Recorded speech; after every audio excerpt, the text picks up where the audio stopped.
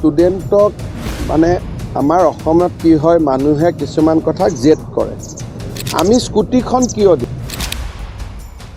hello' everyone এটা বাতৰি এটা নিউজ প্ৰচাৰ হৈ আছে আৰু সেই বাতৰিটোৱে আমাৰ অসমৰ বহু ছাত্ৰ ছাত্ৰীক বিমূৰত পেলাইছে আমি দেখিবলৈ পাইছো বহুতে ফেচবুকত লিখিছে বহুতে ইনষ্টাগ্ৰামতো শ্বেয়াৰ কৰিছে আৰু সেই বাতৰিটো হৈ গৈছে কি হিমন্ত বিশ্ব শৰ্মা ডাঙৰীয়াই এটা ঘোষণা কৰিছিলে আজিৰ পৰা ঠিক এমাহৰ আগত এই ঘোষণাটো কেনেকুৱা ধৰণৰ আছিলে ঘোষণাটো আছিলে যে যিসকল ছাত্ৰ ছাত্ৰীয়ে এইবাৰ কোনো ৰেগুলাৰ কোৰ্চেছত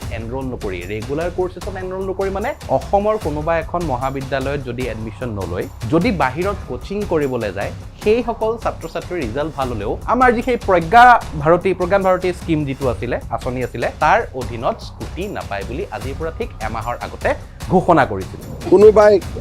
চাউল দালি কিনা পইচা দি টেক্স লৈয়েতো আমি এইবিলাক কৰোঁ মোৰতো ঘৰৰ পইচা নিদিওঁ গতিকে মই যদি কলেজতে নপঢ়োঁ মোৰ দেউতা মায়ে যদি মোক কোচিঙে কৰাব পাৰে তেওঁ চৰকাৰৰ বিনামূলীয়া স্কুটিখন কিয় লোভ কৰিব লাগে তাৰ পিছত হাহাকাৰৰ সৃষ্টি হ'ল যে কিহৰ কাৰণে নাপাব সেইটো আমি সকলোৱে গম পালো ল'ৰা ছোৱালীখিনিও অকমান হুলস্থুল কৰা আমি দেখিলো তাৰ ঠিক কেইদিনমানৰ পিছত অৰ্থাৎ যোৱা পৰহি মানে হিমন্ত বিশ্ব শৰ্মা ডাঙৰীয়াই আৰু এটা ঘোষণা কৰিছে ঘোষণাটো হৈছে যে এইটো শিক্ষাবৰ্ষৰ কাৰণে মানে এইটো এডুকেশ্যনেল যিটো এয়াৰ হ'ব সেই বৰ্ষৰ কাৰণে যিসমূহ ছাত্ৰ ছাত্ৰীয়ে ৰেগুলাৰ কোৰ্চেছত এনৰোল কৰিব কোনোবা অসমত থকা কোনোবা মহাবিদ্যালয়ত এডমিশ্যন ল'ব আৰু যিসকল কোচিং কৰিবলৈ বাহিৰলৈ যাব তেওঁলোকক এইটো শিক্ষাবৰ্ষৰ কাৰণে স্কুটিসমূহ সকলোকে দিয়া হ'ব বুলি তেখেতে ঘোষণা কৰিলে 3 দিনৰ আগত ঠিক আছে অৰ্থাৎ এইটো শিক্ষাবৰ্ষৰ কাৰণে গোটেই ছাত্ৰ ছাত্ৰীসকলে যিসমূহ এলিজিবল হয় এই স্কিমটোৰ কাৰণে তেওঁলোকে পাব স্কুটি আৰু হয়তো পিছৰ বছৰৰ পৰা হয়তো সেইটো নাথাকিব পাৰে সেইটো অকল ৰেগুলাৰ কোৰ্চেছত এনৰোল কৰাখিনিৰ কাৰণে থাকিব পাৰে বা যিসমূহে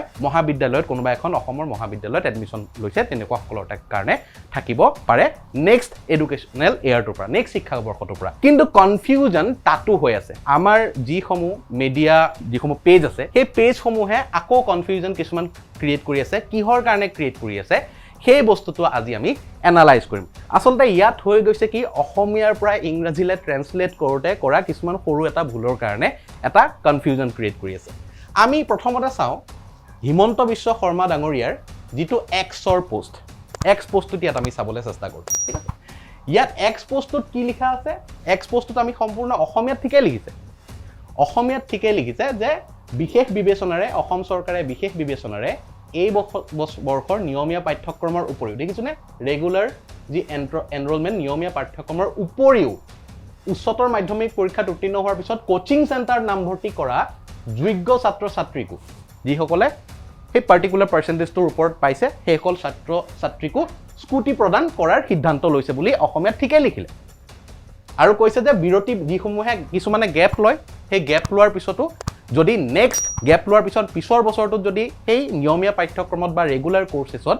এনৰোল কৰে তেতিয়া যদি তেওঁলোক যোগ্য হয় তেতিয়াহ'লে স্কুটি প্ৰদান কৰিব বুলি ঠিকেই ক'লে অসমীয়াত ঠিকেই লিখিলে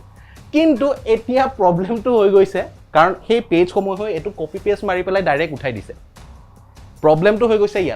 ইয়াত কৈছে কি ইংলিছত যেতিয়া ট্ৰেন্সলেট কৰাত যেতিয়া প্ৰব্লেম হ'ল এইটো AI ট্ৰেন্সলেশ্যনৰ হ'ব পাৰে কিছুমানে কি কৰে আজিকালি ডাইৰেক্ট অসমীয়াৰ পৰা ইংৰাজীলৈ ট্ৰেন্সলেট কৰি দিয়ে গুগলত গৈ পেলাই কপি পেষ্ট মাৰি পেলাই এনেকুৱা কৰোঁতে এনেকুৱা ধৰণৰ সমস্যাসমূহ হয় ইয়াত এটা শব্দ দিলে যে কি as a special dispensation the government of Assam has decided to provide a scooty to all the students who have joined coaching center instead of wordটো দেখিছোনে instead of wordটোতে গণ্ডগোলটো লাগিলে ইনষ্টেড অফ ৰেগুলাৰ কোৰ্চেছ মানুহৰ হাহাকাৰ লাগি গ'ল মানে ৰেগুলাৰ কোৰ্চেছত যোনে enrol কৰিছে সিহঁতক নিদিব কোচিং চেণ্টাৰত যোনে এনৰোল কৰিছে সিহঁতক দিব সেইটোতো হ'বই নোৱাৰে নহয় জানো তো ইনষ্টেড অফৰ সলনি ইয়াত হ'ব লাগিছিলে আচলতে এলং উইথ হোৱাহেঁতেন আমি এই যিটো কনফিউজন ক্ৰিয়েট হৈ আছে আমাৰ মিডিয়া পেজবিলাকত আমি দেখিছোঁ ইয়াতে এইটো হিন্দুস্তান টাইমছৰ এটা নিউজ এটা নেশ্যনেল মিডিয়া প্লেটফৰ্মৰ এটা নিউজ তাতে কি কৈছে যে হিমন্ত বিশ্ব শৰ্মাদেৱে যোনসমূহ ছাত্ৰ ছাত্ৰীয়ে কোচিং চেণ্টাৰত এডমিশ্যন লৈছে সেইসমূহ ছাত্ৰ ছাত্ৰীকহে স্কুটি দিব বুলি ইয়াত নিউজ এটা তেনেকে হেডিং এটা দি দিছোঁ তাৰ কাৰণে কনফিউজন ক্ৰিয়েট হৈছে আৰু তাৰ কাৰণে আমি হাহাকাৰটো হোৱাটো দেখিবলৈ পাইছোঁ কিন্তু তেনেকুৱা কথা নহয় আচলতে কথাটো হৈছে কি যে এই বছৰৰ কাৰণে এইটো এডুকেশ্যনেল ইয়াৰৰ কাৰণে কি কৰিব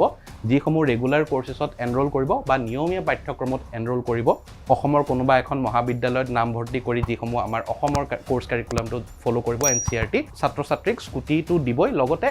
এই বৰ্ষৰ কাৰণে যোনসমূহে কোচিং কৰিবলৈ যায় সেই কোচিং কৰা ছাত্ৰ ছাত্ৰীসমূহকো স্কুটি দিব আৰু এইটো বৰ্ষৰ কাৰণেহে হ'ব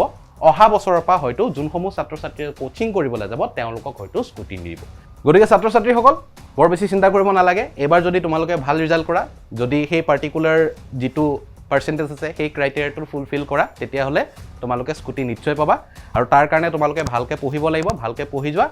আৰু আশা কৰিছোঁ এই ভিডিঅ'টোৰ পৰা তোমালোকে যিটো প্ৰকৃত সত্য সেই কথাটো জানিব পাৰিছা থেংক ইউ